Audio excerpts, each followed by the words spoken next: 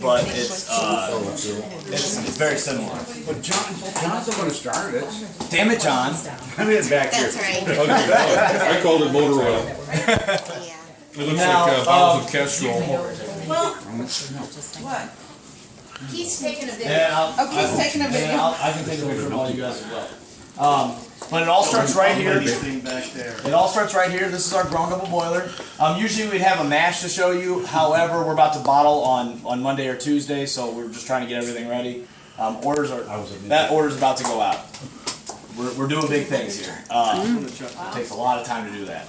Me and Sam, the guy that I introduced you to, knocked that out in 2 days. But it all starts right here. This is our ground double boiler. It's got water pumped around the outside, so there's no direct heat on the bowl inside, so we don't burn our grain.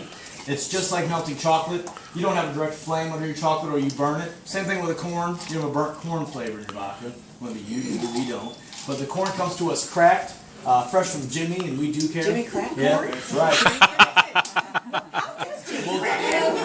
Okay, I'll show you. We don't care. It's actually his brother Billy, but yeah, it's a little cheaper from him.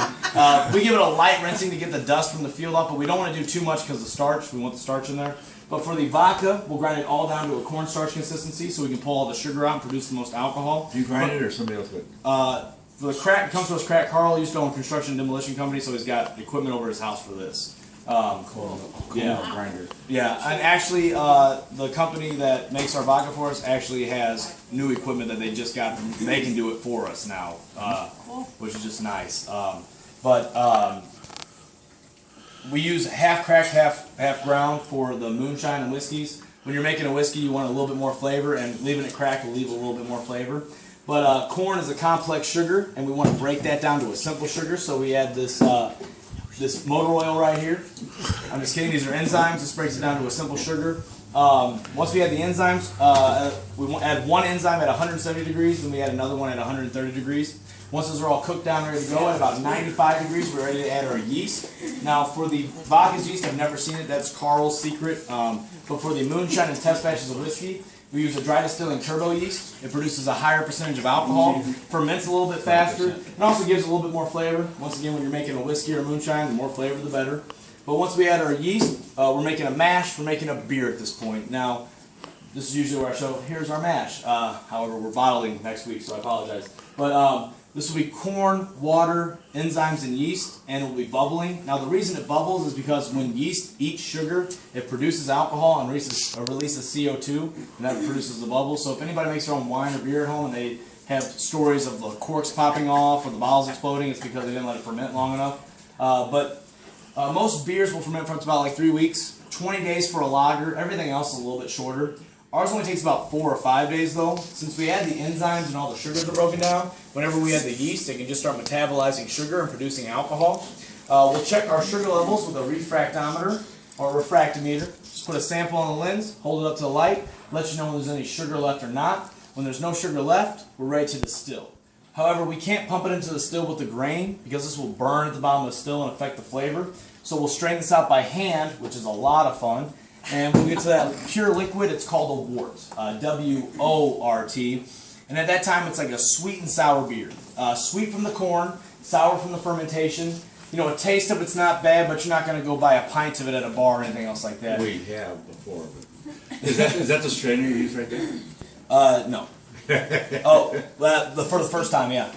To get the bigger chunks out, then we actually have to do a finer one, which... I just use my hands and just splash it out. It's known as a distiller's beer. Imagine a beer with no hops or barley or anything else like that. I'm from Belleville, Illinois. I feel comfortable saying this. It makes stag beer taste like the world's best beer. And I got a couple uncles that would argue that it's nothing like some steak, taters, and gravy. We'll pump that into our still, which is gas powered. The brick holds in the heat. It's a stack column still, so we don't have to pump it through here 6 different times to be distilled 6 times. It gets distilled as it moves up the column. There's 6 distillation plates in the column. They're made of copper. They're angled at slight angles like this, and they have tiny little holes in them. Whatever's a pure vapor will move through. Whatever's not should accumulate and drop back down. Now, the reason I say should is because at 170 degrees, ethyl alcohol should be at its most vaporous form, 173 depending on. But it will go up through here, hits that first plate. Now, usually the alcohol won't go through, but that doesn't mean some impurities don't squeak through those plates. But the more your product's distilled, the higher your proof's going to be, thus making a cleaner product. So we go through 6 times, Grey Goose is 5, Belvedere's 4, Smirnoff's 3. But it's not hollow between these plates. There's Phil between the plates, not Uncle Phil. Bad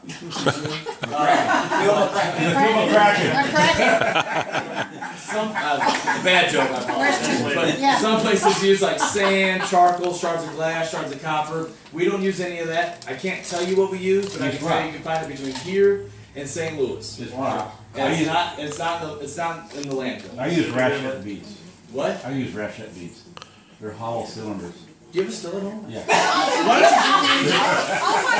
you He did not say that. Yes, that's his retirement You don't bring me hobby. any product. Cut the video. Right now, I'm gonna I built a column, I'm gonna drop charcoal about that tall, and then on the bottom of it, I'm writing shaded, because I've already done some high pH removal of the esters. Somebody try and get all that. Yeah, that'll cost you. If I get a bottle, take But I long. have to get it done in a couple of weeks for our vodka tasting. Pool, and then you show you stuff. Well, I don't want to beat him in the pool because he's not going to. When it gets to the top, it's a pure vapor. Then it'll come down to our condenser. There's a tiny wound copper coil in there, pump full of cold water at all times. So once that gas hits that cold coil, it condenses or becomes a liquid again. Then it will come down this really fancy copper tube that we have right here. Wow. And for our larger batches, we'll use carboys, 5-gallon glass jugs. But for our smaller test batches, we use either mason jars or 1-gallon glass jugs. Now the reason we use glass instead of plastic is that high proof will eat through a low plastic.